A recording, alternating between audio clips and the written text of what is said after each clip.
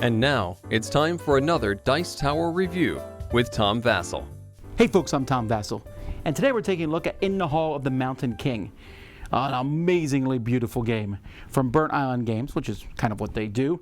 It is a game in which you are digging tunnels around a board, trying to find these ancient statues, and you're using the different trolls and magic and tunnels. It's kind of a puzzly style game, but there's a lot of interesting things going on inside here. Let's take a look.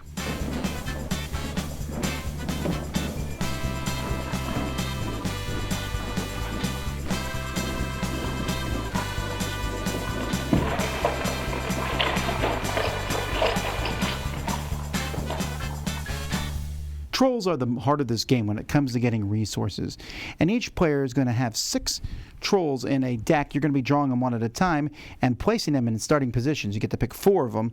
The stuff on the very bottom is your starting resources. That gets covered up, and these will be placed here. And the remaining trolls only come into effect. One of them you'll never see, and the other one you'll only get the resources from it if you're not necessarily first in turn order. But it's getting more trolls that is a good heart of this game. One of the actions a player can do on their turn is they can recruit a troll. You can always recruit the bottom troll for free. If you want to recruit one in the second row, you'd have to give a coin to the 2 trolls below it to take it. Then if someone takes those trolls in the future, then they get the coin that's on them.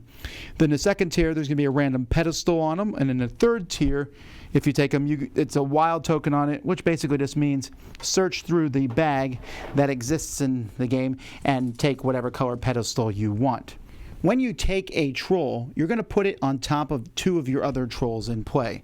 You're basically creating kind of this nice display here, and it activates that troll. That troll is going to get the resources placed on it that match it. So in this case, we'll put 2 of these, and we'll put a cart on here, and then here I'll put this red token, and on here I'll put some magic. Now, in the future, let's say on the very next turn I recruit a troll and put it here. This one's going to give me a coin and a cart, and it's also going to give me a tool. But I cannot put one here. Now, if I had spent this on a previous turn, then I would get it here. And occasionally there are things that allow you to bring stuff from up here and put it down in your resources, which allow you, because what happens is once I place something on this next level, I can get a whole cascading of resources. So deciding which troll to take and where to put it is how you get the resources for this game. The other action on your turn is to dig a tunnel. And digging a tunnel, there's 3 different resources you can use. You can pick the shape that you want to build, and then that's how many of those resources it costs to build that type of tunnel. When placing a tunnel on the board, at the very first time, it's going to go next to your starting spot. After that, you're just going to be connecting to your network, and there's all sorts of ways you can build a tunnel kind of however you want. But there's a few rules. When you place on top of these spots here, you're going to have to spend tools to kind of break that difficult rock to get in. So that's the usefulness of tools. And if you ever build a spot with an anchor, that's the hole here, and you happen to have a pedestal, you can immediately place the pedestal on that. That's the only time you can do it. You can't do it later. And then when you do that, depending on what area of this whole network it's in, you may get, depending on the color, you'll get a token here which is going to be worth points at the end of the game. If you build next to a workshop here, you'll be able to take one of the workshops, and these will be able to be used each turn to change things. Like this will change this into this. Sometimes they'll allow you to, like for example here, spend any 2 resources to get a tool. If someone else connects to your workshops, they'll be able to use it too, and you can use a workshop basically equal to the number of times that you're next to it. So I'm next to it 2 times here. I'll be able to use that workshop twice a turn. Also, if you cover up resources, and you'll notice there's a decent amount of resources around the outside of the board, you will gain those resources because you found them while you were digging. As you dig tunnels, you'll be able to maybe make a big enough area that you'll be able to build a great hole, as long as it fits on that area, which can score you a lot of extra points at the end of the game. These are optional, but you can do them, and they'll get you more points if you can move a statue to them. And that's what the point of carts are. As the game goes by, you're going to get different carts. A cart on your area here will be able to move statues of different colors as you find them. This one moves a white statue, this moves a yellow. Some will move wild statues. Once they're down here, they can move any color statue.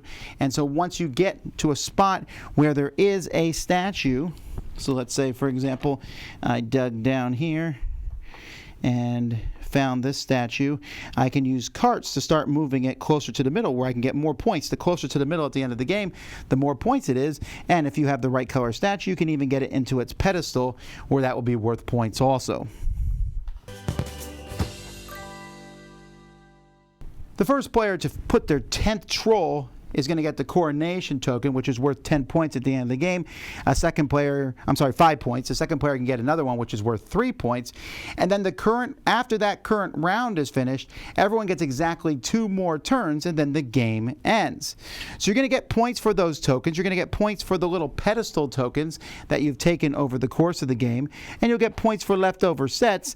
And then you're going to get points basically for statues. You can see here, you're going to get points depending on where your statue is, but you'll get double points if it's on a pedestal underneath. The rest of the points you will have gotten as the game has gone by. There's also a few other things. You can play team rules. There's a few other spell cards. I should mention that because spell cards are pretty neat. As the game goes by, there's these spell cards that you can do. There's some pretty cool special abilities, but you need to be able to put a spell token on them to use them. Once a third token is on one of these, then it's discarded and will draw a new spell. And these are ways that you can change the rules of the game.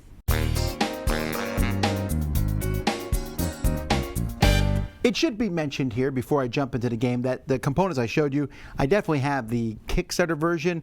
The regular components there's some more cubes, and some of those plastic stuff you saw was wooden, but it still looks really good. Overall, just amazing production. Now the game is kind of 2 halves. One of them is recruiting the troll, getting resources. The other is using those resources to do actions. So you recruit a troll, get some resources. You kind of use your resources for a few turns until you need another troll. You take that, get some more resources, and vice versa. The resources are different. Money is used to get better trolls that can give you those pedestals, which can give you double points.